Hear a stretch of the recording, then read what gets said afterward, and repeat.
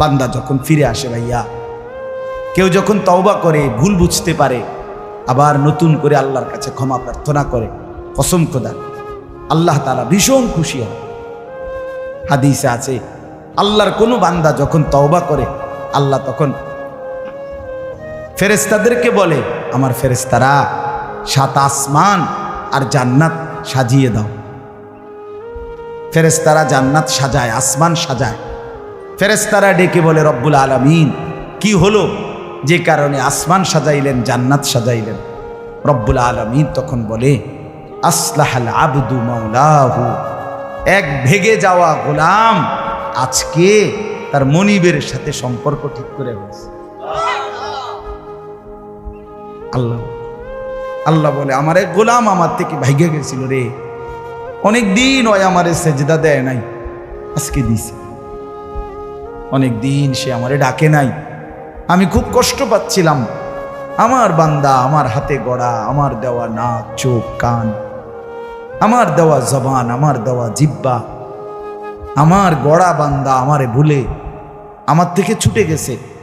আজ আমার সেই ভেগে যাওয়া বান্দা আমার কাছে ফিরে আসছে।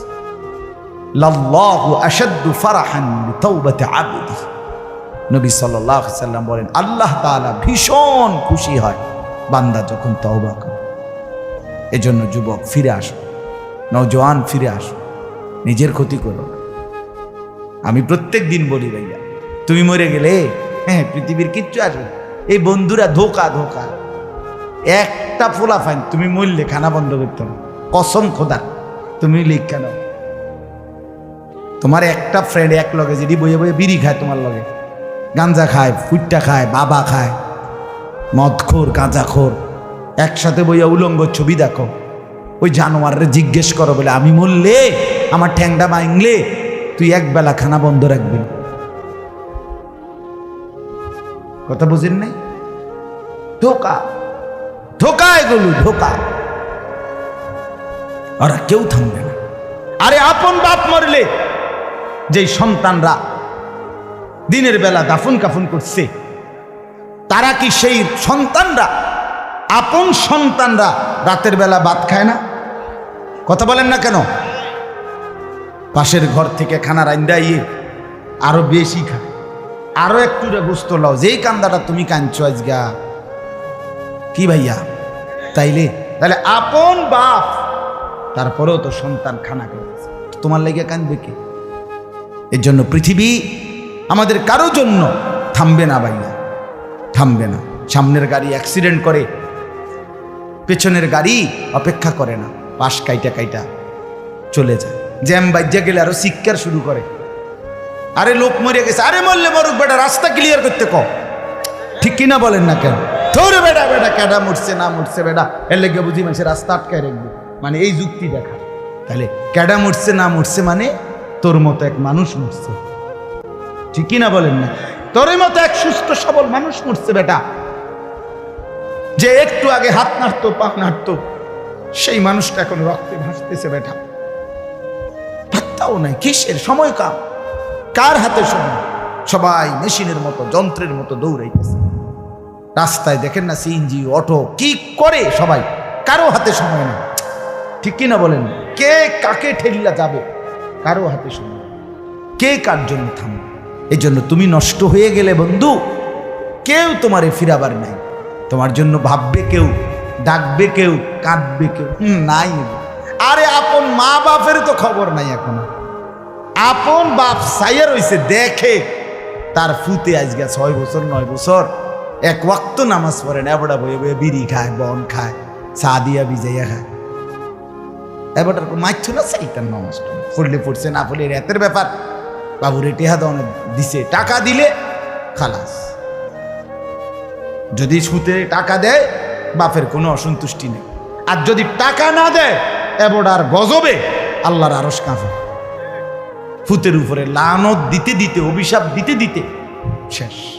কারণ টাকা দেয় না, টাকা দেয় না, পুরা গ্রাম হাইটা হাইটা তখন মানুষের কাছে বদনাম, এই ফোলাগারে মানুষ করছি আমি, এই ফোলার লাগিয়া জীবন যৌবন শেষ করছি, 12 লাখ টাকা সুদে লইয়া তারে আমি নিজে বিদেশ পাঠাইছি। কত বড় নেয়ামতের কথা। বেশরম মানুষ সুদে টাকা লই আবার মানুষের দ্বারে কও এত বড় হারাম কইরে আবার কইতেছ, হ্যাঁ 12 লাখ টাকা দিয়ে ফোলা বিদেশ ফাড়াইছি আমি, কিস্তি লইছি আমি, সুদে লইছি আমি, আর অন ফোলা গাও একটা টাকা দেয় না। তার মানে সম্পর্কটা হয়ে গেছে এখন টাকা পয়সার ভিত্তি। আখেরাত কোথায়? আখেরাত কোথায়? আমার মা বলছিলেন, আজীবন আমার আব্বা বলতেন, আলহামদুলিল্লাহ আমার আব্বা, আমরা 5 ভাই মাদ্রাসায় পড়ছি, 5 ভাই আলেম হয়েছে। আব্বা আজীবন বলতেন, আমার স্বপ্ন আমার ছেলেরা 5 জন আলেম হবে, আমার কবরের পাশে চারদিকে আমার ছেলেরাই দাঁড়াবে। এই বছর আমরা ঈদের 2 দিন পরে বাবার কবরের সামনে মসজিদে গ্রামে মাহফিল করছি। আমি বয়ান করছি, আমার বড় ভাই বয়ান করছে, আমার ছোট ভাই বয়ান করছে, আমার আব্বার আমরা 5 ভাই 3 বোন, আমাদের ছেলে মেয়ে মিলে আর আমার মা বাইচা আছে, আমরা মোট 45 জন।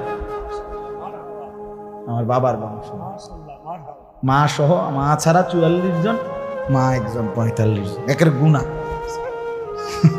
45 জন, 45, আলহামদুলিল্লাহ। একেবারে 45 জনের ছোট বাচ্চাটাও, একবারে 2.5 বছরের বাচ্চাটাও আলহামদুলিল্লাহ আল্লাহর নাম বলতে পারে। 2.5 বছরের মেয়েটাও ওই মজলিসে গেছে, আমাদের সবচেয়ে ছোট, সেও মাথায় হিজাব ছিল, আল্লাহর নাম বলছে। দাদা ভাইয়ের কবরে দাঁড়াইছে, নানার কবরে দাঁড়াইছে। এই জন্য বললাম মা বাপদেরকে অনুরোধ করি সন্তানের প্রতি কদর করে, সবাই মিলে ফিকির করে, দেখেন আয়াতের তর্জমাটা শুনে, তাইলেই কথা শেষ। আল্লাহ তাআলা বলেন 25 নম্বর পারা কোরআনুল কারীমের 43 নম্বর সূরাটার, এই সূরার 7টা আয়াত, ব্যাখ্যা লাগবে না, শুধু তর্জমা শুনে তাইলেই বুঝবেন। আল্লাহ বলেন 74 নম্বর আয়াত থেকে পড়ছি, ইন্নাল মুজরিমিনা ফি আযাবি জাহান্নামা খালিদুন। আল্লাহ তাআলা বলে নিশ্চয়ই পাপীরা জাহান্নামের আযাবে চিরস্থায়ী থাকবে। ইন্নাল মুজরিমিনা ফি আযাবি জাহান্নামা খালিদুন, নিশ্চয়ই পাপীরা জাহান্নামের আযাবে চিরস্থায়ী থাকবে। কতদিন? এবার আল্লাহ আবার ব্যাখ্যা করে বলে, বান্দা বুঝেছো? লা ইউফাত্তারু আনহুম, 1 সেকেন্ডের জন্য বিরতি দেওয়া হবে না। জাহান্নামী চিৎকার করে বলবে, মাওলা আমারে মৃত্যু দিয়ে দেন। আল্লাহ বলবে না। জাহান্নামী বলবে, আল্লাহ একটু সময়ের বিরতি দেন, 10টা মিনিটের বিরতি দেন মাওলা। 24 ঘন্টার আগুন, আমারে 10টা মিনিট একটু আলগা থাকতে দেন, আমি যে আর পারছি না মাওলা, এতটা ভীষণ আযাব আমি যে আর সইতে পারছি না মাওলা, আর পারছি না। লা ইউফাত্তারু আনহুম, আল্লাহ বলেন 1 সেকেন্ডের জন্য জাহান্নামের আযাব, আগুন বিরতি দেয়া হবে না। ফাতরা মানে কি নাই বিরতি। আহুম ফীহি মুবলিসুন, এরপরে আল্লাহ বলেন জাহান্নামী এই দীর্ঘ 24 ঘন্টা অনন্তকাল আযাবের মধ্যে থাকবে। কেমনে থাকবে? মুবলিসুন, বিষণ্ণ হয়ে, উদাস মনে। কোনোদিন চেহারায় 1 সেকেন্ডের জন্য হাসি ফুটবে না, কোনোদিন আর সুখের নাগাল পাবে না। আজ তো বন্ধু রাত কেটে ভোর হয়, ভোর গিয়ে রাত হয়, অন্ধকার আলো হয়, আলো অন্ধকার হয়। যে হাসে সে কাঁদেও, যে কাঁদে আবার সে হাসেও, ঠিক না? কিন্তু রব্বুল আলামিন বলেন ওয়াহুম ফীহি মুবলিসুন, জাহান্নামীর মন, জাহান্নামীর চেহারা বিষণ্ণ, উদাস, সব সময় হাসিবিহীন থাকবে, কোনো সেকেন্ড হাসতেই পারবে না। এবার আল্লাহ নিজে বলবেন মলিন চেহারা দেখে জাহান্নামীকে, জাহান্নামীর চিৎকারে আল্লাহ নিজেই বলবেন ওমা যালামনাহুম, জাহান্নামী নাফরমান আমি কিন্তু তোর উপরে মোটেই জুলুম করি নাই। আমি রাতও দিয়েছি বান্দা, দিন দিয়েছি, আমি সুযোগ দিয়েছি, সময় দিয়েছি। 8টা বাজে এশার আজান হয়েছে, এখন বাজতেছে রাতের 11:30। তাইলে আমি কিন্তু হায়াত 3.5 ঘন্টা তো দিয়েছি। আর 4 এশার নামাজ পড়তে তো 3.5 ঘন্টা সময় লাগে না? লাগে। আমি তো ফজরের ওয়াক্ত আসার পরে ওয়াক্ত শেষ হওয়া পর্যন্ত প্রায় 1.5 ঘন্টা সময় দিছি। 4 রাকাত নামাজ পড়তে তো 1.5 ঘন্টা লাগে না? আমি তো জোহরের আজান হওয়ার পরে জোহরের ওয়াক্ত প্রায় 2.5 ঘন্টা, 2 ঘন্টা তো দিয়েছি। জোহরের নামাজ পড়তে তো বান্দা 2.5 ঘন্টা লাগতো না? হ্যাঁ। আসরের নামাজ 4 রাকাত নামাজ পড়তে তো 1.5 ঘন্টা লাগে না? তাহলে বলো না বান্দা আমি কি কোনো জুলুম করেছি কিনা বলো? ওমা যালামনাহুম, আমি বান্দা নাফরমান, আমি কিন্তু তোমাদের উপরে তাদের উপরে জুলুম করি নাই। ওয়ালাকিন কানু হুমুজ জালিমিন। আল্লাহ বলে বরং নাফরমান জাহান্নামী তুই নিজেই নিজের উপরে জুলুম করেছিস। তুই আমার রাতকে গান বাদ্য আর সিনেমার নর্তকীর নাচ গান আর উলঙ্গ ছবিতে শেষ করে দিয়েছিস। তুই আমার দিনকে গুনাহ, সুদ, ঘুষ আর অবৈধ উপার্জনের পিছনে শেষ করে দিয়েছিস, নিজেই জুলুম। এবার শুনেন, এবার আল্লাহ তাআলা বলে জাহান্নামী, এবার শুনেন আল্লাহ যখন এটা বলবে জাহান্নামী এই ভীষণ আযাবে একটা বিরতি নাই। এবার জাহান্নামের ফেরেশতাকে ডাকবে। জাহান্নামের দায়িত্বে প্রধান যেই ফেরেশতা, ওনার নাম মালিক। ওনার নাম কি? মালিক ফেরেশতা। এই কোরআনে ওনার নাম ডাইরেক্ট এখানে আছে। জাহান্নামী বলবে ওয়ানাদাউ ইয়া মালিক লিয়াকদি আলাইনা রাব্বুক। ওহো, আল্লাহ বলে জাহান্নামীরা, জাহান্নামের ফেরেশতা মালিককে ডাক দিবে, ইয়া মালিক, হে মালিক শোনো না, ফেরেশতা একটু শোনো না। লিয়াকদি আলাইনা রাব্বুক, ফেরেশতাকে বলবে ফেরেশতা তোমার রব, তোমার আল্লাহকে একটু বলো না এমন কষ্টের আযাব না দিয়ে আমারে চিরতরে একবারে শেষ করে দিতে, আমি যে আর পারছি না। লিয়াকদি আলাইনা রাব্বুক, বলো না ফেরেশতা, তোমার মাওলাকে বলো না, তোমার রবকে বলো না আমারে একদম শেষ করে দিতে, আমারে মৃত্যু দিয়ে দিতে, আমি যে আর পারছি না। কেমনে সইব এত গরম, কেমনে সইব এত আযাব? ফেরেশতা তখন বলবে ক্বালা ইন্নাকুম মাকিসুন। ফেরেশতা বলবে না নাফরমান পাপী, এই জাহান্নামী তোকে অপেক্ষা করতে হবে, মৃত্যু হবে না। আল্লাহ বলবেন লাকাদ জিনাকুম বিল হক, আমি তো বান্দা সত্যের বাণী, সঠিক বাণী বারবার তোমার কাছে নিয়ে এসেছিলাম। একবার বেলায়েতুল্লাহ বলছে, একবার আনিসুর রহমান বলছে, বারবার বারবার বারবার আমার কত বান্দা দিয়ে, কত ইমাম, কত খতিব, কত আলেম, কত বুজুর্গ দিয়ে আমি তো সত্যের বাণী, কোরআনের বাণী, এই জাহান্নামের কথা বারবার তোর কাছে বলাইছিলাম বান্দা। ওয়ালাকিন্না আকসারাকুম লিল হাক্কি কারিহুন, কিন্তু তোমরা তো অধিকাংশই আমার সত্যের আহ্বান, আমার কোরআনের আহ্বানকে অপছন্দ করেছ। পাত্তা দিস এত বাদ দিস হুজুরাই তার কইবই মাতিস তাই আছে না? এমন ব্যর্থ মিজলো কথা বলে না। অনেক বুড়া মানুষও আছে, বুড়া মানুষ। আর রাখো হুজুররা যত কয় এত না, কিছু কইতে লাগলে বাড়াইয়াও কয় বেটা হুজুররা বেটা। কথা বলেন না কেন? হ্যাঁ, আরে রাখ আল্লাহ ভরসা বেটা, আল্লাহ ভরসা কিতা, আল্লাহ ভরসা কিতা মানে আল্লাহ কি, আল্লাহ কি হিসেবে ভরসা আমি এটা মানে বুঝাই। এখন আল্লাহ বলছে বান্দা তুমি বিড়ি খাইতে থাকো আমি ভরসা, হ্যাঁ এমনি আল্লাহ কইছে নাকি? তুমি টেলিভিশনে নাচ গান প্রত্যেক দিন বিকালে নর্তকী দেখো আমি ভরসা, এটা নিয়ে আল্লাহ কইছে। তো আপনি কিতা কইলেন কি আল্লাহ ভরসা কিতা, কি বুঝাইতে চাইলেন? হ্যাঁ, আল্লাহ ভরসা মানে কি? মানে আপনি গুনার উপরে মৃত্যু পর্যন্ত টিকে থাকবেন আর আল্লাহ ভরসা, এটাই না? নবী সাল্লাল্লাহু আলাইহি সাল্লাম সুপারিশ করবেন মানে কি? নবীজি সুপারিশ করবেন এই কথার অর্থ কি? এই কথার অর্থ এই যে উম্মত তুমি বিড়ি সিগারেট মদ জুয়া চুরি ডাকাতি জিনা ব্যভিচার নাচ গান সুদ ঘুষ তোমার যে দুর্শল্যে কুলায় মৃত্যু পর্যন্ত শেষ মুহূর্ত পর্যন্ত তুমি করতে থাকো, আমি সুপারিশ করে করে তোমার বেহেশতে দিব, এই তো অর্থ না? তো কি তা আপনি বলেন আমারে কি আসলে কি?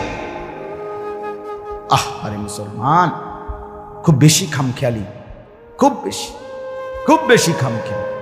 এবার দেখেন একটা শক্ত কথা আল্লাহ বলছে, আম আবরামু আমরান ফাইন্না মুবরিমুন। আল্লাহ বলে জালেমরা পাপীরা তোরা আমার আযাব থেকে বাঁচবার কোনো ব্যবস্থা করেছো কিনা তোমরা ঠিক করো।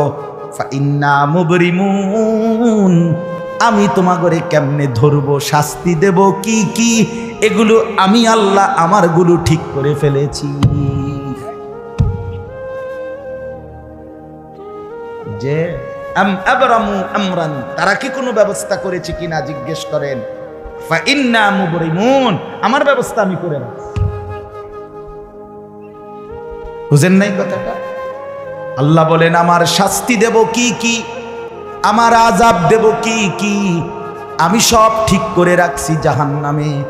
তুমি বান্দা বাঁচবা কেমনে তোমারটা তুমি ঠিক করছো কিনা বলো। এবার শেষ আয়াত, আম ইয়াহসাবুনা আন্না লা নাসমাউ সিররাহুম ওয়া নাজওয়াহুম।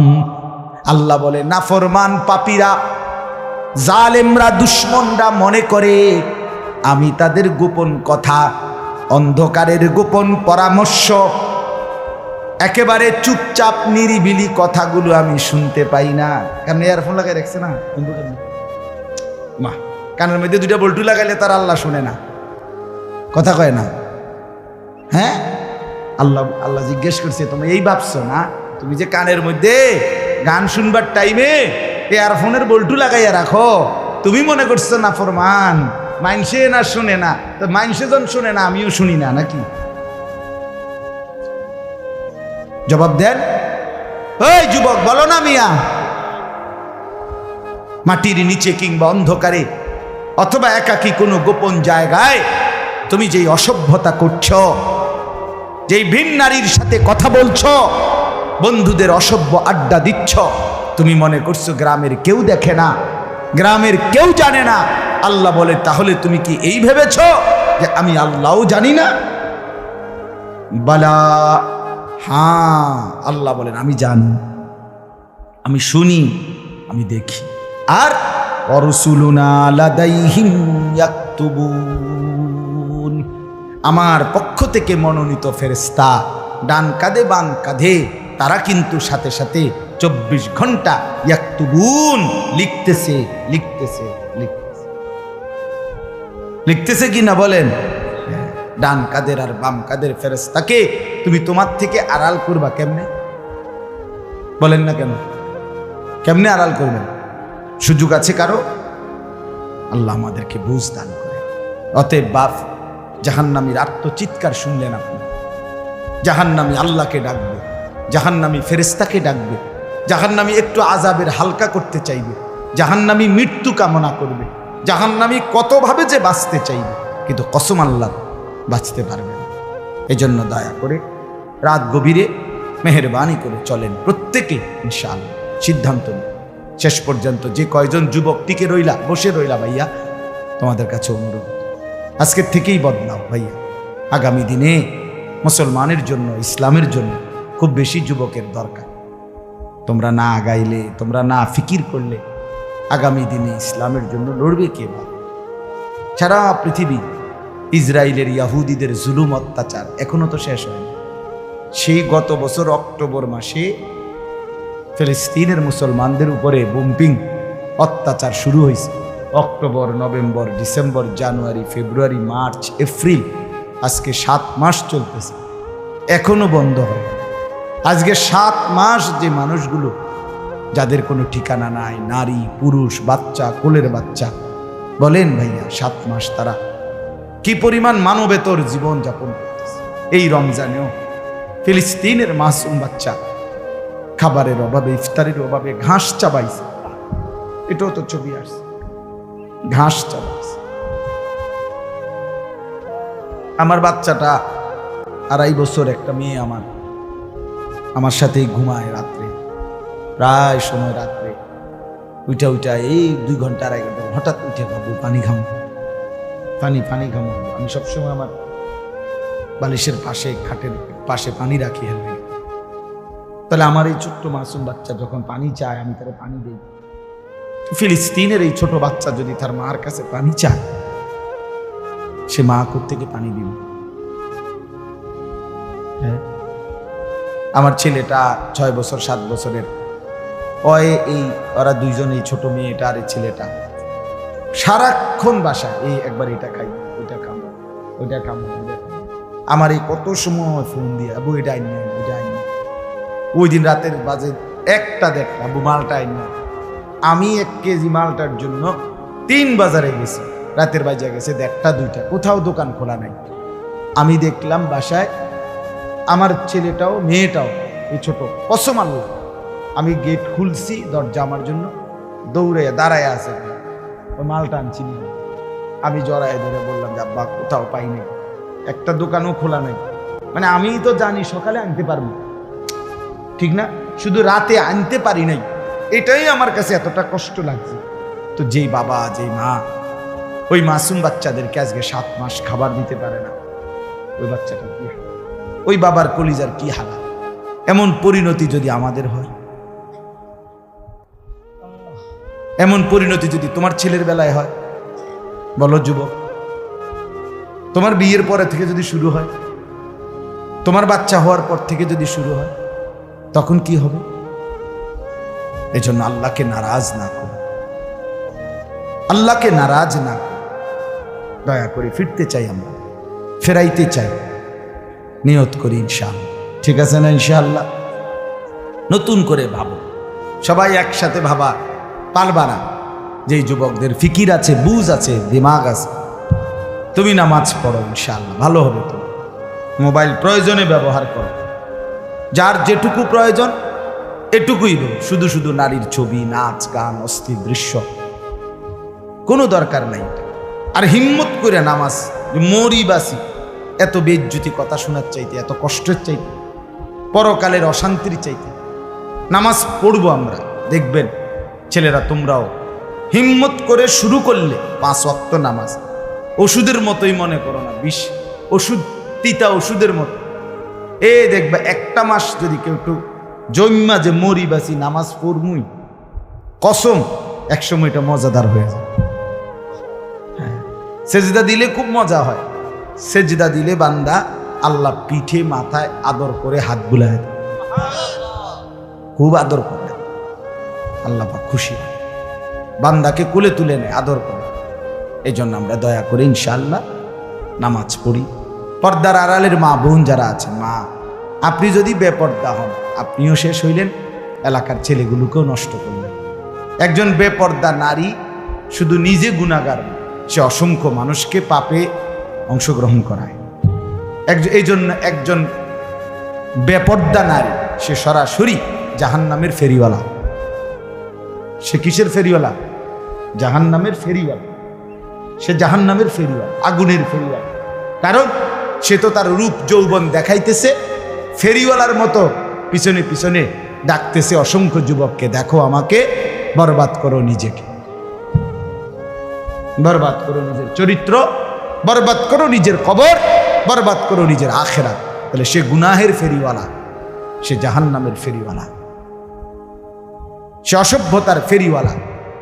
এই জন্য একটি সমাজের মধ্যে সবচেয়ে নিকৃষ্ট বেপর্দা নারী, বেপর্দা নারী। আল্লাহ তাআলা আমাদের মা বোনদেরকেও হেফাজত করে।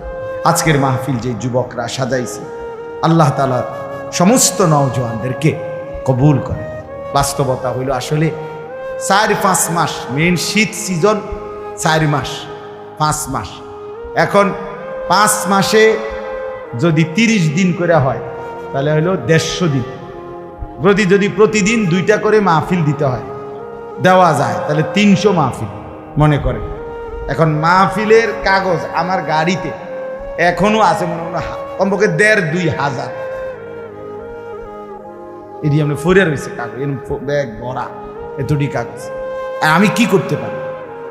কেমনে দাও, কিভাবে দাও? আচ্ছা, সারা বাংলাদেশ তো নবীনগরকেই বলে, ঠিক না? বাংলাদেশ মানে তো নবীনগরে এমনি বলেন। সারা দেশ থেকে এই মাহফিল নিয়ে কাবজাব, কত মানুষের আবেদন, অনুরোধ, কাকুতি মিনতি। এরপরও আমাদের এই মুফতি বেলায়েতুল্লাহ সাহেব এবং আমাদের এই নবীনগর এসআর মসজিদের ইমাম মকবুল ভাই, মাওলানা মকবুল সাহেব, এরা সবচেয়ে বেশি মাহফিলেই, কম না আলহামদুলিল্লাহ। আমি চেষ্টা করছি, ওনাদেরকে অনেকগুলো মাহফিল দিচ্ছি, আরও দেওয়ার ফিকির আছে, কিন্তু আসলে সময় একদমই অল্প, মূলত খুব বেশি ডেট নাই, কুলাম যায় না। এই জন্য এই সময় দিতে হচ্ছে। ওই ভাই ইমাম সাহেব অনেক অনুরোধ করছে, আমারও মনে আছে, ওখানে বারবার বেশি অনুরোধ করছে। এই জন্য যাক, আল্লাহর দয়া আশা হয়েছে। আমিও আপনাদের জন্য দোয়া করি, আপনারাও আমার জন্য দোয়া করবেন। আল্লাহ তাআলা আমাদের সবাইকে মিলেমিশে দ্বীনের কাজে অংশগ্রহণ করার তৌফিক দান করেন। আমিন।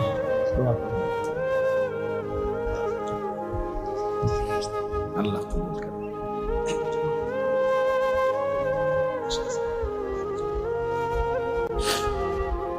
অনেক কষ্ট করে প্রবাসী যে বিদেশি ছেলেরা, আমি নিজ চোখে দেখি।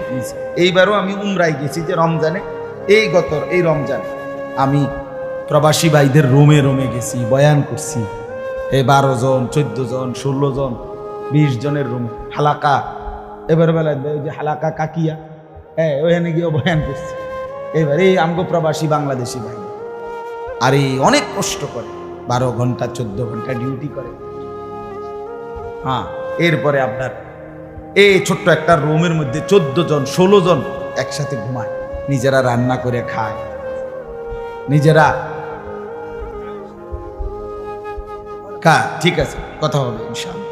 হ্যাঁ, এই জন্য এরা অনেক কষ্ট করে। এই কসবার এক ছেলে, আমি এক মাস এবার আমার এইবার রমজানে জড়ায় ধরা আমার কানছে অনেক, বিদেশ মক্কায়। ছেলেটা আমারে বলতেছে, হুজুর আমি 8 বছরে আজকে বিদেশ করি, এই 8 বছরে কোনোদিন এই বিদেশে একজন ভালো ডাক্তার কোনো শরীরে কোনো রোগ সুখের জন্য দেখাইনি। কয়েকজন ডাক্তার যদি দেখাই, তাহলে হেরার যে ওষুধ টষুধ দিবে, আমার 15-20 হাজার টাকা চলে যাবে খরচ।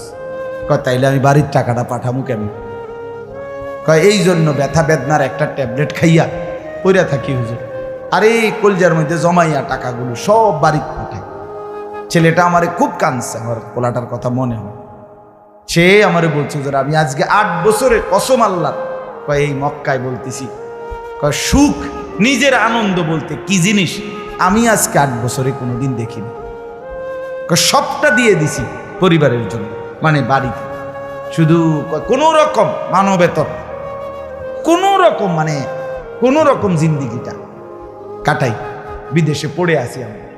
কিন্তু এরপরে বাবা, এতটা কষ্টের টাকা পাঠাবার পরে যেই স্ত্রী, যেই বিবি বাজারে বাজারে ঘুরে, বেপর্দা ঘুরে, মোবাইলে সারা দিন রাত পড়ে থাকে, স্বামীর পবিত্র আমানত, নিজের ইজ্জত, নিজের সতীত্ব নষ্ট করে, পরকিয়া, ভিন কোনো পুরুষের সাথে অবৈধ কোনো সম্পর্ক করে, তার মতো অসভ্য, নির্লজ্জা, বেহায়া, অসভ্য নারী আল্লাহর জমিন আর কেউ হইতে পারে।